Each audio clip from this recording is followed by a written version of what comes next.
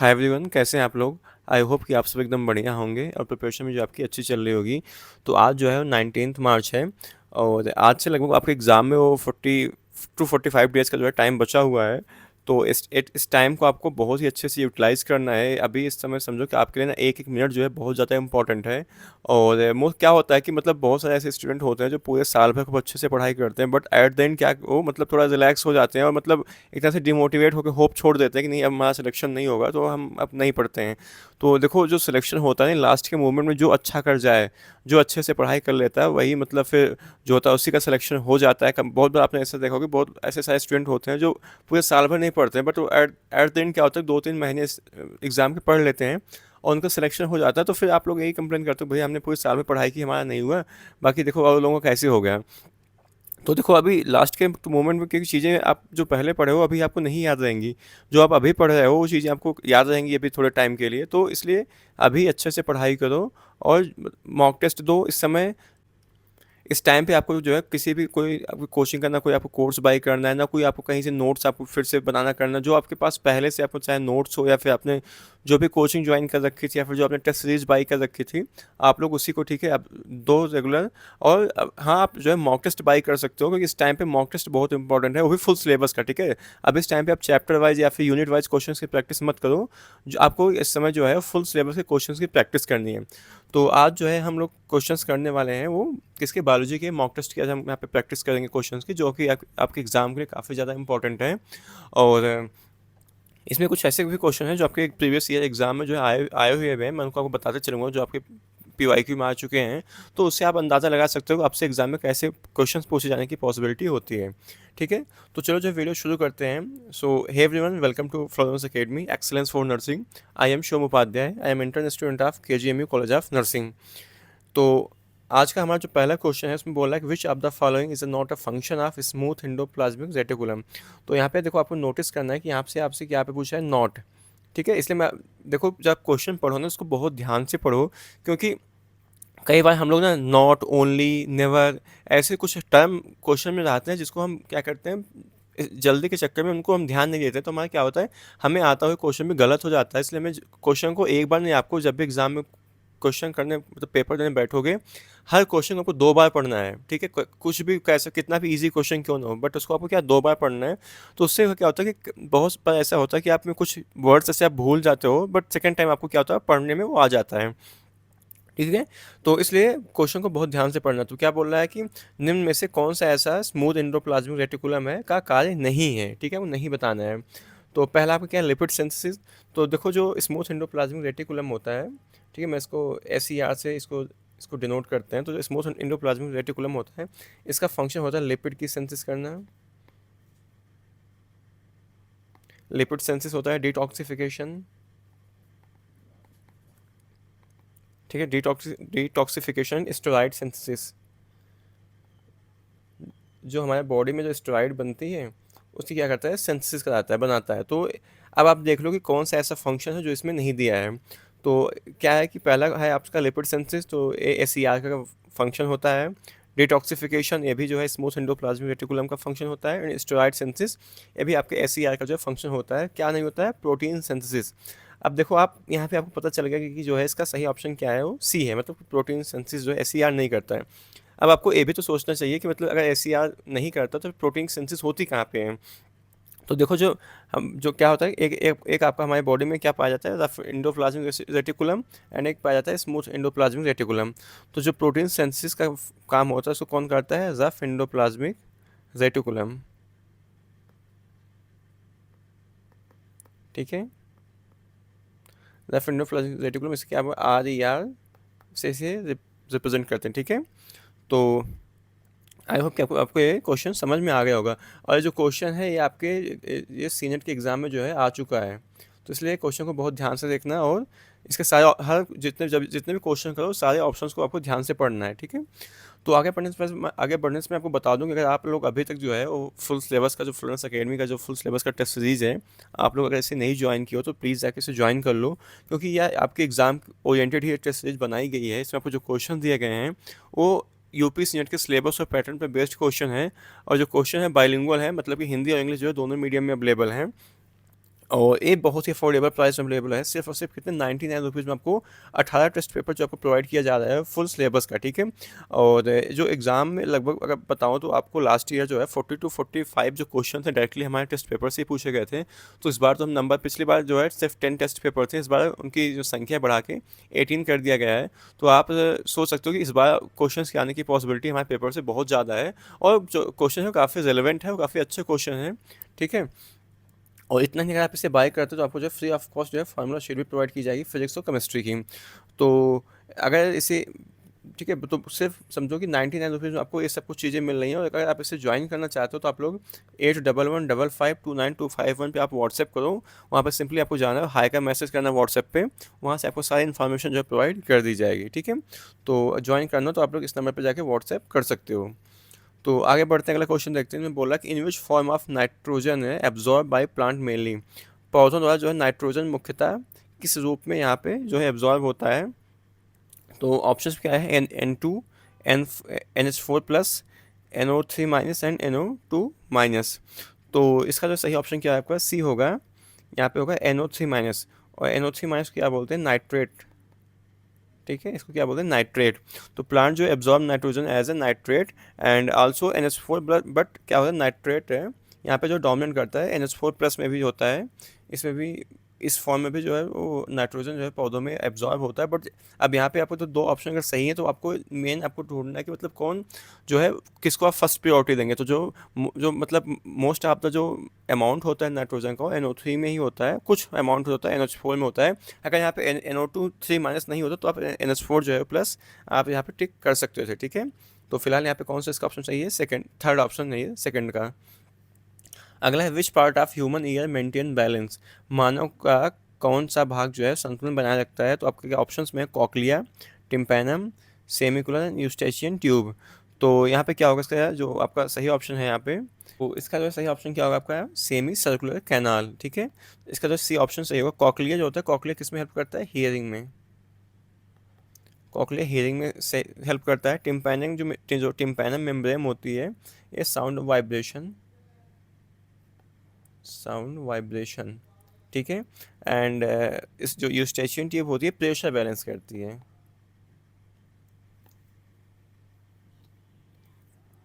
ठीक है। ये क्या करती है, ये आपका प्रेशर बैलेंस करने का काम करती है।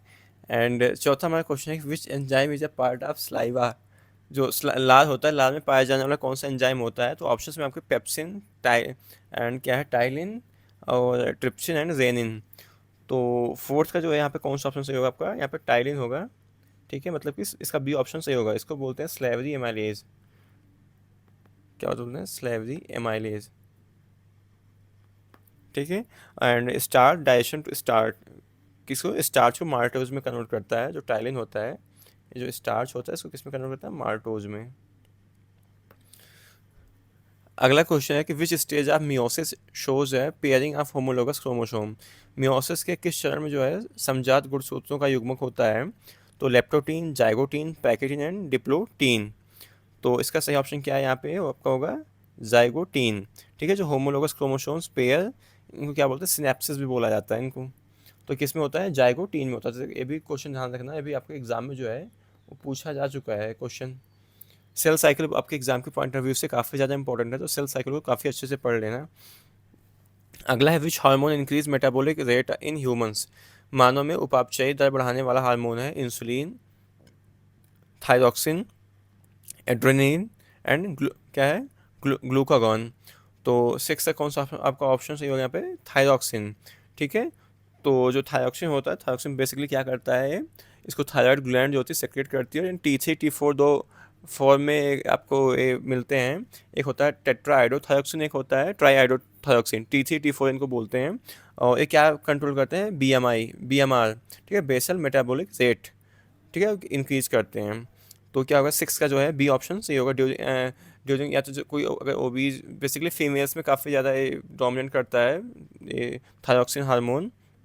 एंड जब बेसिकली आफ्टर मेनोपॉज या फिर क्या बोलते हैं, जब ड्यूरिंग प्रेगनेंसी जो है थायरॉक्सिन का जो है लेवल वो बढ़ जाता है। अगला क्वेश्चन है कि which cell organelle contain hydrolytic enzyme, hydrolytic enzyme युक्त कोशिकांग है lysosome, ribosome, centrosome and vacuole.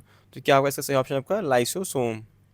ठीक है, तो क्या होगा फर्स्ट ऑप्शन जो है 7वें का सही होगा। एंड इसको जो है लाइसोसोम को सुसाइडल बैग कहते हैं। ठीक है, सुसाइडल या फिर सुसाइड बैग भी कहा जाता है। और ये भी जो क्वेश्चन है सीनेट के एग्जाम में पूछा जा चुका है कि सुसाइड बैग किसे कहा जाता है, तो क्या होगा आपका लाइसोसोम। बाकी जाइबोसोम में तो प्रोटीन सिंथेसिस होती है, बाकी ये सब क्या है आपके ऑप्शन गलत है। और वैक्यूल क्या होता है, फूड स्टोरेज का फंक्शन होता है इसका प्लांट्स में। अगला क्वेश्चन है कि what is the fate of pyruvate under the anaerobic condition in muscles. तो मांसपेशियों में अवायवीय दशा में पाइरुवेट जो है वो क्या होता है, ethanol, lactic acid, acetic acid and यहाँ पे क्या होगा आपका CO2। तो क्या होगा इसका सही ऑप्शन आपका लैक्टिक एसिड, मतलब इससे क्या होगा बी ऑप्शन जो आपका सही होगा। तो इन लो ऑक्सीजन लैक्टिक एसिड फॉर्मेशन हो जाता है। लैक्टिक एसिड फॉर्मेशन का आपको एग्जांपल बताऊं तो जैसे आप जब क्या होता है, जब नए नए आप एक्सरसाइज करना शुरू करते हो तो आप उस टाइम मतलब अगर पहले उसके पहले हमने मतलब उतनी वर्कआउट हम नहीं करते हैं, बट ड्यूरिंग क्या होता है कि जब आप कोई डंबल लिफ्ट करते हैं या फिर कोई है, हम बेसिकली वॉकिंग ही करते हैं, रनिंग करते हैं, तो आप देखते हो कि जब आप पहले दिन दौड़ते हो तो क्या होता है कि आपके या तो जो काफ मसल है या फिर जो आपके बाइसेप ट्राइसेप में बहुत पेन रहता है। वो जो पेन होता है वो पेन ही वो लैक्टिक एसिड की वजह से होता है, जब क्योंकि जो ग्लूकोज होता है, ग्लूकोज किस में कन्वर्ट हो जाएगा, लैक्टिक एसिड में कन्वर्ट हो जाएगा। तो लैक्टिक एसिड की वजह से जो है वो बहुत ज़्यादा पेन का फॉर्मेशन पेन होता है। तो आपको आई थिंक ये क्वेश्चन जो है समझ में आ गया होगा, क्या under anaerobic condition in muscles pyruvate क्या होता है इसका, ठीक है, क्या उसका रोल होता है। तो क्या होगा लैक्टिक एसिड में कन्वर्ट हो जाता है। अगला है question which plant tissue in dead क्या है मैच्योरिटी, क्या है परिपक्व अवस्था में मृत उतक है, collenchyma, parenchyma, xylem vessels and phloem. तो क्या होगा इसका सही ऑप्शन आपका जाइलम वेसल्स। ठीक है, जो जाइलम वेसल्स सारे क्या इनको बोलते हैं डेड एट मेच्योरिटी, जब मेच्योर हो जाते हैं क्या होते हैं डेड हो जाते हैं।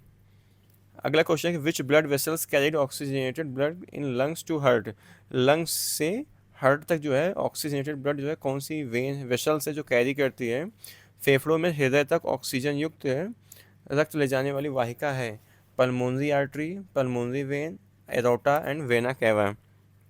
तो क्या होगा 10th का यहाँ पे इसका बी ऑप्शन सही होगा पल्मोनरी वेन। ठीक है, बाकी आप देखते हो कि बाकी एक कॉन्सेप्ट मैं आपको यहाँ पे बता रहा हूँ कि देखो बॉडी में ना जितनी वेन होती हैं, सारी जो वेन होती हैं वो डीऑक्सीजनेटेड जो है ब्लड वो कैरी करती हैं accept pulmonary vein. Pulmonary vein में क्या होता है वो ऑक्सीजनेटेड ब्लड कैरी करता है। ठीक है, तो इस चीज़ को याद रखना कि जो हमारे बॉडी में जितने वेन होती हैं सब क्या करती हैं डीऑक्सीजनेटेड ब्लड को कैरी करती हैं। वो कहाँ से कहाँ कैरी करती हैं, वो टिश्यूज़ टू, ठीक है, हार्ट तक जाती हैं या फिर जो मेजर आर्टरी उसमें जाके मिल जाती है, बट बेसिकली उनका क्या होता है जो बॉडी के टिश्यूज़ हैं ना, जो सेल्स हैं वहाँ से ब्लड को लेकर के वो उसको मतलब हार्ट तक भेजती हैं। तो लेकिन जो पल्मोनरी वेन होती है वो सिर्फ एक ऐसी इकलौती वेन होती है जो ऑक्सीजनेटेड ब्लड को कैरी करती है कहाँ तक, लंग्स तक। अगला है विच vitamin deficiency cause night night blindness. तो रात की अंधता जो है किस विटामिन की कमी से होता है, तो vitamin A, B1, C and D। तो क्या होगा यहाँ पे इसका फर्स्ट ऑप्शन सही होगा यहाँ पे ए। और अगर इसका केमिकल आपको नाम मान लो, आपको सपोज ऐसे एग्जाम में मान लो अगर विटामिन ए ना दिया हो, आपको इसका केमिकल नेम क्या होता है रेटिनॉल। ठीक है, रेटिन तो नहीं होगा, क्या होगा रेटिनॉल इसका सही ऑप्शन हो जाएगा। तो इसलिए जितने भी वाइटामिन हैं ना उनके आपको जो है वो केमिकल नेम भी आपको लर्न कर लेने की कौन से वाइटामिन का जो है कौन सा केमिकल नेम होता है। अगला है question which molecule acts as energy currency of cells. कोशिका की ऊर्जा मुद्रा क्या कहलाती है, ADP, ATP and AMP and NADH। तो 12 का क्या होगा यहाँ पे सही ऑप्शन बी होगा ATP। ठीक है, बट ATP का फुल फॉर्म क्या होता है, एडनोसिन ट्राईफॉस्फेट। ठीक है, तो क्या होगा 12 का बी ऑप्शन आपका जो है वो सही होगा, करेक्ट होगा। अगला है विच ऑर्गन सेक्रेट बाइल, पित्त का स्राव करने वाला कौन सा अंग होता है, pancreas, gall bladder, liver and duodenum. तो क्या होगा सही ऑप्शन इसका 13 का यहाँ पे लीवर होगा।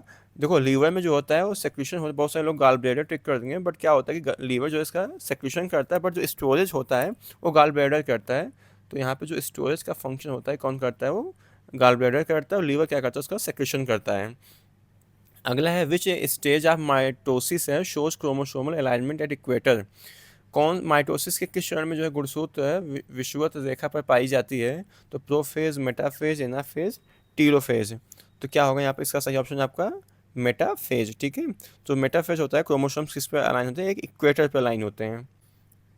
तो जैसे आपके मान लो सेल साइकिल है, तो इसमें क्या होता है जो क्रोमोसोम्स होते हैं वो इक्वेटर पे ऐसे अलाइन हो जाते हैं। ठीक है, तो एक किस में होता है, मेटाफेज में होता है।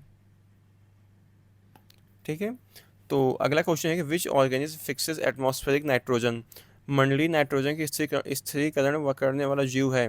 Nitrosomonas, Rhizobium, Azotobacter and both B and C. तो यहाँ पे कौन सा ऑप्शन सही होगा आपका, यहाँ पे डी होगा, बोथ बी एंड सी। देखो जो राइजोबियम होता है, राइजोबियम कैसा है, सिम्बायोटिक होता है। ठीक है, सिम्बायोटिक है। एंड एजोटोबैक्टर क्या होता है, फ्री लिविंग होता है। ठीक है, और इन दोनों का जो फंक्शन होता है एटमॉस्फेरिक नाइट्रोजन को फिक्स करने का काम होता है। सॉरी, यहाँ पे एक मिनट,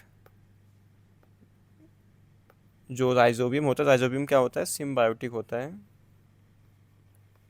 ठीक है, तो दोनों का क्या फंक्शन होता है, एटमॉस्फेरिक नाइट्रोजन को फिक्स करना। अगला है which hormone is secreted bye adrenal medulla. यहाँ पे एड्रिनल मेडुला द्वारा स्रावित होने वाला हार्मोन है cortisol, aldosterone, adrenaline and thyroxine. तो क्या होगा इसका सिस्टीन का सही ऑप्शन यहाँ पे क्या है, एड्रेनलिन। ठीक है, जो एड्रेनलिन होता है इस हार्मोन को और किस नाम से जाना जाता है, फ्लाइट और फाइट। ठीक है, हार्मोन। तो अगर मान लो आपसे क्वेश्चन में यहाँ पे आपको ऐसे बोल दिया जाए फ्लाइट एंड फाइट हार्मोन कौन से हार्मोन को कहा जाता है, तो किसको कहा जाता है, एड्रेनलिन को कहा जाता है। इसलिए हर ऑप्शंस को आपको ध्यान से पढ़ना है, कौन से ऑप्शन से क्या क्या क्वेश्चन बनने की पॉसिबिलिटी होती है, तो आपको सारे क्वेश्चन को ध्यान से देखते हुए चलना है। अगला यहाँ पे क्वेश्चन है कि विच movement is shows by leaves of, क्या है, मिमोसा पुडिका। मिमोसा प्यूडिका की पत्तियाँ कौन सी गति होती हैं।